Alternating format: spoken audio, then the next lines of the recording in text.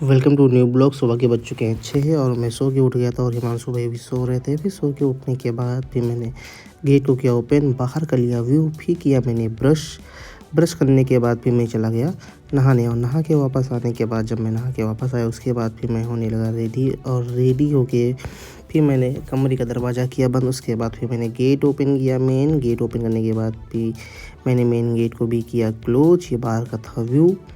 और gate close करने के बाद फिर मैंने उठाई अपनी बाइक और फिर बाइक से फिर मैं निकल पड़ा सीधा अपने ऑफिस के लिए। और ऑफिस पहुंच के मित्तल भाई को, आनंद भाई को किया रिसीव। और उसके बाद हम और आनंद भाई निकल पड़े एक्सिस बैंक के लिए कि एक्सिस बैंक में मुझे करना था पैसा डिपॉजिट। फिर पहुंचा वहां पे, पैसा डिपॉजिट करने के बाद हम आनंद भाई, महेंद्र भाई तीनों लोग आ गए थे हाईवे पे दोपहर में घूमने के लिए। और उसके बाद फिर रात को फिर वहाँ पे से वापस आने के बाद रात को 8 बजे आया विपिन का फ़ोन। विपिन से मिलने में सम्राट समोसा पहुँच गया। फिर हम लोगों ने फिर वहाँ पे पी चाय और काफ़ी देर तक हम लोगों ने की वहाँ पे बातें।